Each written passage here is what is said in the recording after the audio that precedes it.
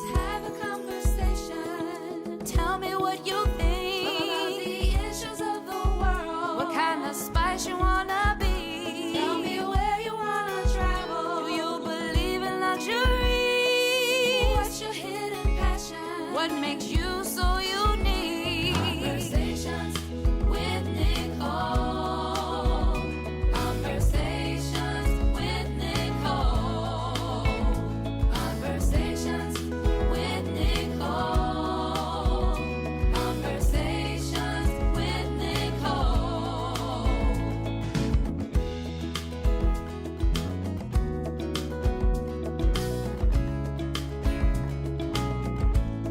What are some of the programs that Black on Black Rhyme has or runs or facilitates?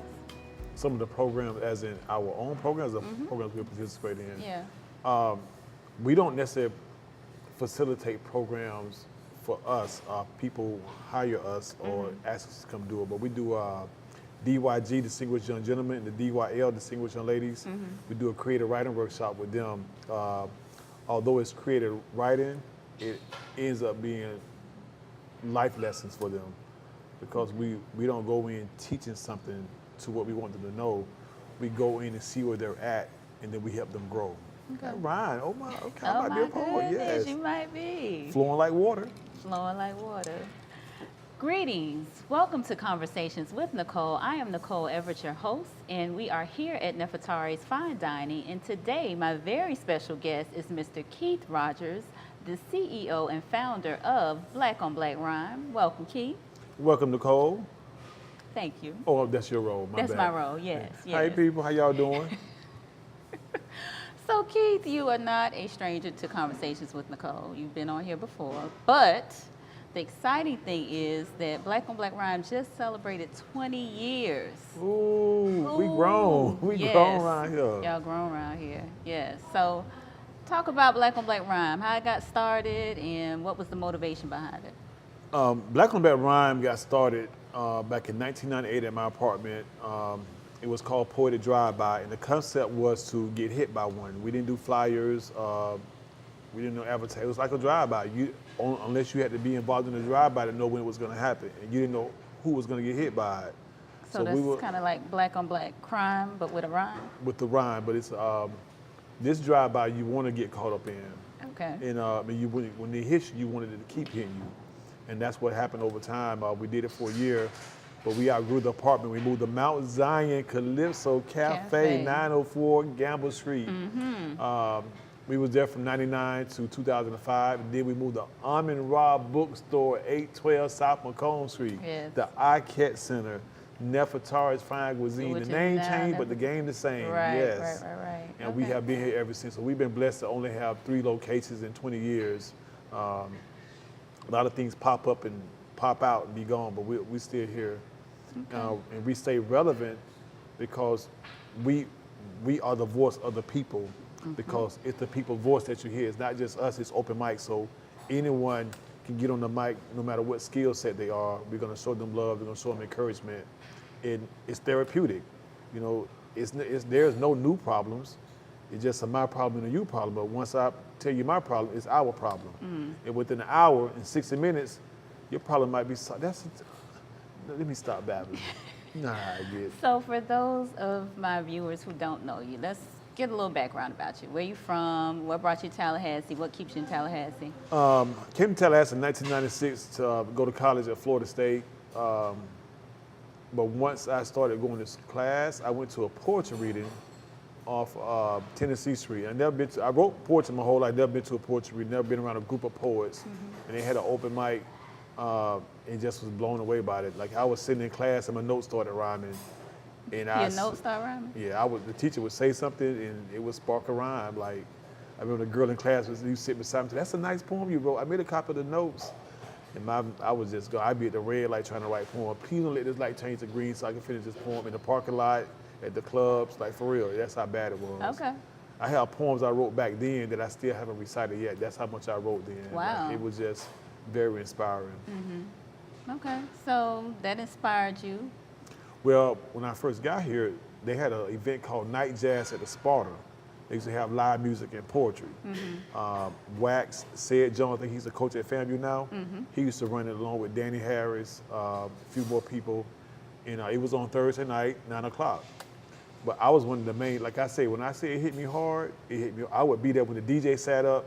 I would be there when the DJ broke down. Like I was there from beginning to end. And when he started doing it, it might have been 1 or 2 poets there. Like I had 300 poems memorized when I got here, so I didn't run out of poems.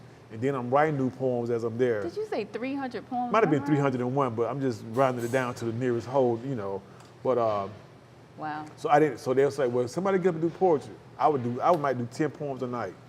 It'd be all new stuff. So when the crowd got thick, the crowd that was there said, call Polk County back up. And so I really became the main poet, known because I would be on the mic so much, not by choice, but by superstar poets would come with his stick, you know, get a little shine on, but I would stay to the whole show. But when he stopped doing that, people would see me in public like, when y'all gonna start the poetry thing back? And I mean, they would put me at the club, I'm in people's cars doing poems or whatever. So I got tired of them asking me that, so I started a drive-by. Okay. And now it's a movement, so. It is a movement. Now you have this call and response thing that you do, back talk, talk back. Back talk, talk back. Right. That came about before we moved the Black on Black Ride to Mount Zion's. I was telling the troop, we was at my apartment, I said, we need a call and response. I said, when I say back talk, the crowd needs something to say back. And then Shadow, Akeem Sawyer, he said, just say talk back. Duh. Like, duh. Right. And it just caught on. So him and I came up with that. I came up with the first part. He came up with the bridge, and I did it just say talk back. It was crazy. As much as my mind thinks, I don't know why I didn't think of that. And I can't say I didn't think of it. I didn't verbalize it because what I was trying to do at the time to get their suggestions, like even with the name of the troop, Back Talk, I told them, I said, let's come up with the name of the troop. I said, so I had other names down too, and they suggested, but no name was better than Back Talk. Then they was like, well, you was gonna name what you want to name it anyway. I said, no, if y'all would have come up with a better name. So I was trying to make it to where it's not a dictatorship where everything, you know, it wasn't that type, it's still not that type of organization, you know. And so when he said that, it just, you know. Okay, you ran with it. Ran with it, jogged with it, marathon with it, drove with it, shopped with it. It's stuck. It's stuck. Okay. And it's still sticking to this day. So. It is. Now tell me about the logo. What was the inspiration behind that? The logo was created by Kenya Colvin. Recently I was cleaning my attic out, saw some old Black on Black Rhyme flyers, and it didn't have the logo on it. I forgot that we didn't always have the logo. The logo might have came 2 years after we started. And she was a creative design student at FAMU. She's in Atlanta now. But she came up with the logo, and it was just as smooth as Back Talk. And they just went together. So that's stuck too. That stuck too. Okay. Yeah. Matter of fact, it's stuck on my arm on tattoo. Uh-huh. Yeah, stuck on my belt buckle. Okay. And you have a lot of merchandise that goes along with that as well. Yeah. Actually, I got stuck on my haircut. This half of the logo right here. You know, it is. Yeah. How neat is that, Keith Rodgers?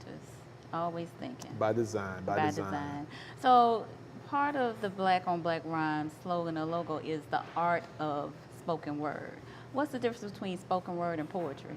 Well, actually, let me correct you on. You wasn't wrong with what you said, but it's deeper than that. If you spell the art of spoken word out, in the middle of that is heart, the H-E-A-R-T. So we try to be the heart of spoken word. And the difference between poetry and spoken word is the deliverance of it.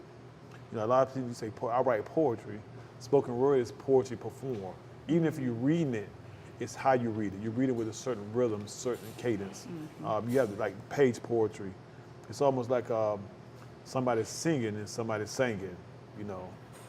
Somebody running to the store, somebody running the Olympics. You know, they running, you know. Somebody running their mouth instead of their legs. You know, it's run, but it's a different. Spoken word is more of an action involved with it. Okay. It's more of a verb, if that makes sense. It does.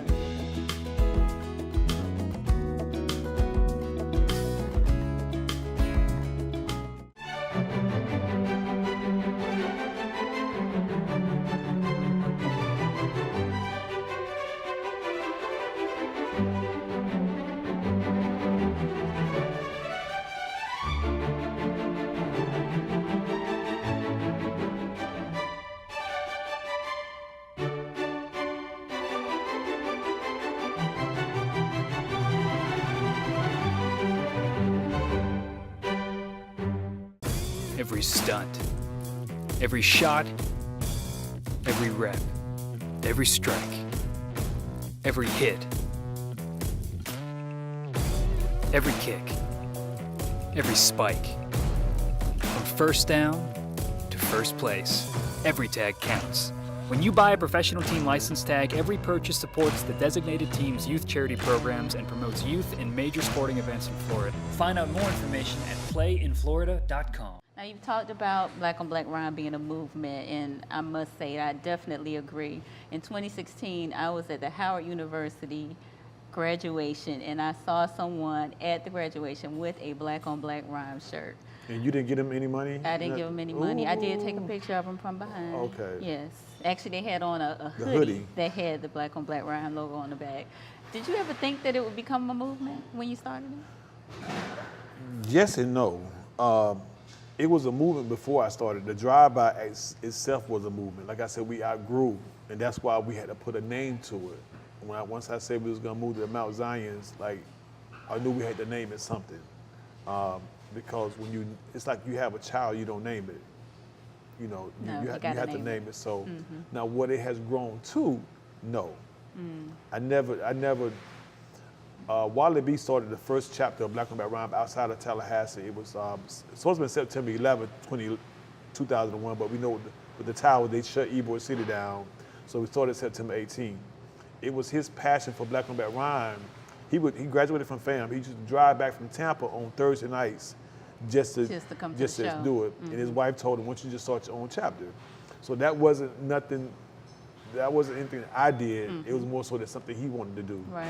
And then Ken Langston started one in Fort Lauderdale a year later, and it just kept going. Okay, so talk about some of the other locations. We have Mobile, Alabama. Brother Salam Shaheed starts that.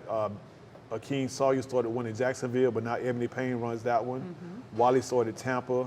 Paul D had the luxury of starting 2 chapters.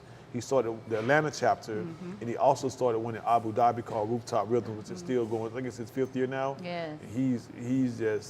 He bilingual with his chapter That is rhythm. tremendous. Yes. That's awesome. We had Hazel started Palm Bay.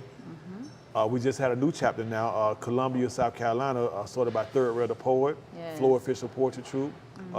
Phil Scott runs Black on Black Rhyme Tampa now, and the troupe there is called, what are they called? Smart Mouth? No, Smart Mouth is Polk County. It's Okay. not Black on Black Rhyme, but it's Black on Black Rhyme affiliated by Jason Alexander. Okay. And Word of Mouth, that's it. Word of mouth. Word of Mouth. Okay.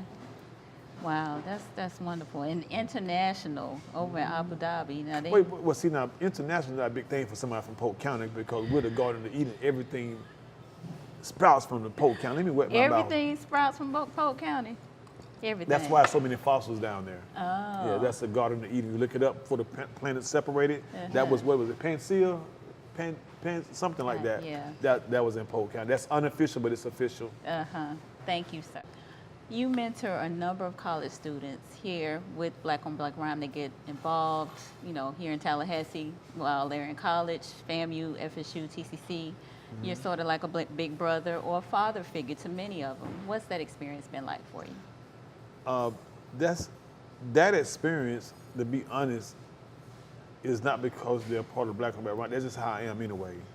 I mentor grown people, and I learn from their experience as well. Like, if they don't have a problem, I don't have a solution. Until they present their problem, that gets my mind going towards a solution. And the solution is not necessarily a solution where they have to do it. It's a train of thought. And once you get their train of thought to start being more progressive, they change their ways. So well, I try not to tell them what they're doing wrong.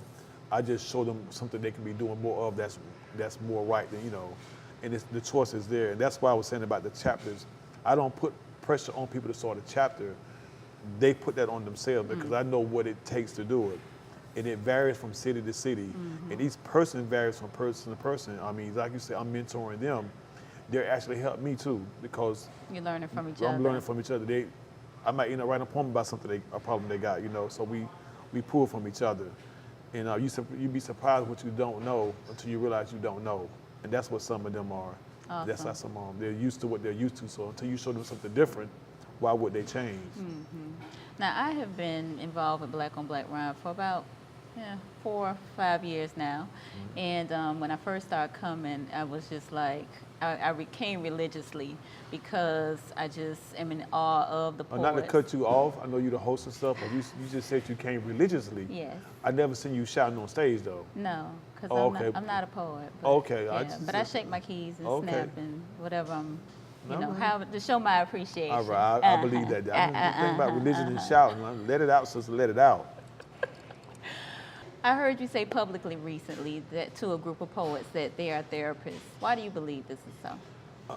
Actually, it's not just them. If you write the word therapist down, you have THE, space what? A-R-P. Rapist. Without a little space, people might become something negative. You put a little space between that, and you can soak up so much. All right. Okay. So you have to take advantage of each other in a positive way to where it's a positive effect. But if you don't, if you squeeze them too tight, you never know. And everybody got problems. Everybody, but everyone has solutions. But everyone's solution might not be the answer to your problem. So when you share that, and especially on stage, yeah, you think that thing happened to you, sometimes it happens to them too. And they're like, well, if they can talk about it, I can talk about it. Okay. You going through something and keeping it to yourself, you're not healing. Once you let it out and be known, you start healing. Just like a scab, you can't keep it covered up. You can, it's gonna stay soft, it might get infected. Let that air hit it. Let your pain hit that air. Yes. Even a window got pain, sometimes you just gotta see through it. Don't be blinded by the curtains. You see what I did there? I see what you did there. You're so brilliant. So I've noticed over the years, you know, there are a number of poets that come in and they start out as novices, but they grow. And I think that's through them being on stage, them, you know, writing. What advice would you give to young poets or poets that are starting out? Don't judge your level looking at our level, because everyone has a level. If you live on the first floor or third floor, you're probably still paying the same rent, all right? We're all in the same building, all right? Probably got the same type of lease. And a flower doesn't start tall, it grows tall. It always grows toward the light. So continue growing towards the light, you'll be all right. And you might not be the greatest of what you want to be, but you will be better than what you was. And because you gain confidence, and confidence will get you a long way in life, Okay. and especially on that stage. How huge would you say confidence is while being on the stage? Confidence is actually just as important as skill. Is it? Because I've seen some all right poets just have confidence in the stage presence, the delivery. You forget they're doing a poem. You're so fascinated. Some of them don't even rhyme. They can read, and some of them actually read that well to where you don't even pay attention to if it's a rhyme, because poetry doesn't have to rhyme, but you can do it in a way where you think it does because of so much rhyme that we do. But they got that confidence. Because I know some poets that got confidence. They're not great poets, but they're entertaining. They get their message across. They grab your attention. Gotcha. So, but confidence goes along with. Because if you sound nervous, They're gonna they're pick up on gonna it. hear it. Like, why he got crack in his voice? I thought crack was illegal. You get it, crack. Don't worry about it. Thank you, Keith Rodgers.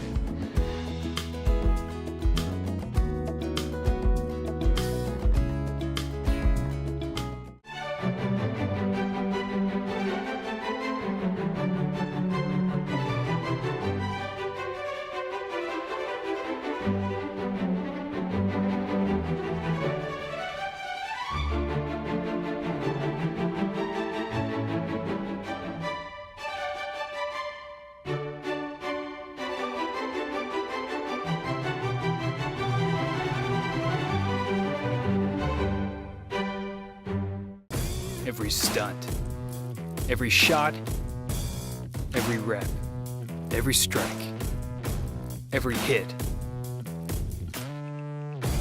every kick, every spike. From first down to first place, every tag counts. When you buy a professional team license tag, every purchase supports the designated team's youth charity programs and promotes youth in major sporting events in Florida. Find out more information at playinflorida.com. All right, so we're here at Nefertari's Fine Dining. We have eaten here several times. This is where Black on Black Rhyme is. It's fine cuisine. Fine cuisine. Okay, Yes. he's correcting me. Fine cuisine. So we gotta talk about food. What's your favorite food? Favorite type of food? My favorite meat is curry goat Curry goat. / brown stew fish. Would that be billy goat? It can be nanny goat. It don't matter. Okay. You know, I don't know the different genders when I'm eating it. So curry goat. Curry goat, yes. With some rice. You can rice can come with, as long as it's goat. Just as long as you got the You goat. can give me some light bread. That's bread, y'all. count. Yeah. All right. And then what, if you could describe your life as a flavor or a spice, what would it be? Water. Water. Yes. As a flavor or a Yes. spice? Because if water gets flavor, there's something wrong or right. And you can add flavor to water. It doesn't change the water. It's still water. It still quench your thirst. You add chocolate to chocolate, it can get too sweet. Blood pressure go up. You got diabetes. Nah. Water. You can bathe in it. You can drink it. Did you say babe? Yeah, babe. You said I'm from Polk County, right? What you want me to say, babe? No. My mama might say, why are you trying to talk proper? No. I'm still country mom. Let me stop. Yeah, I would say water. Anything you put water in, it becomes that shape. And my life is that fluid to where I'm not confined. Even if I'm put inside, I'm not confined by that. I can outgrow that, or find ways to get outside if I need to do that. Okay. So I'm like a homeless person. I try to think outside the box. What's the best advice that you've either given or received? When life gives you back talk, don't be afraid to talk back. It's not what someone lies about what you choose to believe. If the air is poisonous, it's still up to you to breathe. Was that a poem? It's in a poem. Oh. Not the first part, but the second part. The Okay. first part is the actual slogan of Black on Black Rhyme. And that's the best advice that you've given? Mm-hmm. What about received? Both of those. Both of those. I told myself that in the mirror one time, so I kind of received it. I get a lot of, do I get a lot of advice? I don't get a lot of, I'm usually the one that's giving the advice. Okay. But that's what I'm saying, when I'm giving advice, I'm learning from that person. I see. So the advice I get is almost their experience that they're sharing with me. Gotcha. Like they're giving me advice, but they don't know it, but that's what they're doing. Okay. And that helps me give them advice, so it's a give and take. So, I see. but there's nothing. Most of the time, people growing up, I got in trouble. Don't be talking about the black people. I mean, old people, and that's where back talk came from. I used to get whooping for talking back. Now, everybody asking us to talk back. We get paid to talk back. Get paid to talk back. But that's where that concept actually came from. Okay. What's the best thing about what you do? That I do it. A lot of people say, well, how you got time for this? But in life, you have to make time for your own peace before you try to give a piece of you to somebody else. A lot of times we find ourselves get burned out. So you don't throw a candle in a fire, you light the wick. Because you throw it in the fire, it's not giving you light, it's not even adding to your heat, it's just gonna melt. Okay. So you have to slow burn your wick to let yourself melt down slowly. And a lot of times in life, we try to do too much. Not saying you can't do a lot, but too much is too much. Like I say, water. Too much water, you'll drown. Not enough water, you'll dehydrate. This is So true. finding that balance helps out a lot. And I do have balance. People don't know it, but I do have balance because when I'm out in public, I'm theirs. But when I'm not in public, I'm boring. I'm by myself a lot of times, but I'm resting. I'm refueling. I'm energizing. I'm getting, thoughts right. Replenishing yourself. Yep. So, and that's what water do. Water, it rains down, goes to the earth, evaporates. Okay, it water. replenishes I hear itself. you. So, I hear you. All right. When you think about the future of Black on Black Rhyme, what do you imagine? a TV show, studio, putting out poetry, positive stuff, a learning center, cultural center, us developing talent, and we do that now. And we do it without the overhead because that's time consuming.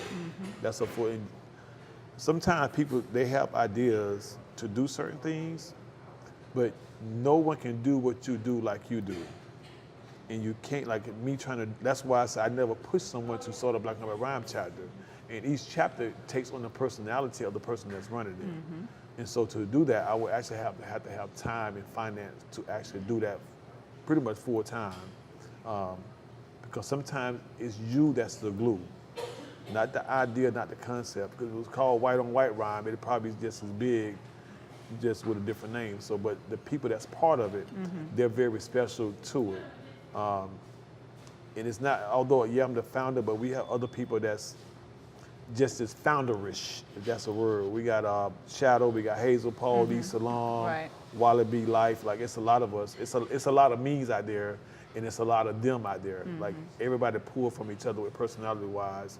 And so if we could just get all of them and just a few of them back and just start something like that, summer camp, it'd be beautiful. Wow. Well, And some organizations take advantage of us, but not enough, not nearly enough. These kids these days, they need an outlet, and the outlet they get is temporary. If they go to a concert, it's over. They come to our writing workshops, it's changing their train of thought. So not kids can know how to behave but still act bad. But just because they act bad don't mean they can't act better than what they used to. If I made D's last semester and made C's last semester, that's an improvement. If I made A's last semester and I get B's this semester, I still pass. So it's according to how you look at it. right, your perspective. Poet Ali Langston said, even the word succeeded has a few C's and D's in it. It does. It does. All right. Well, we're going to take a break right here. Stay tuned for more conversations with Nicole.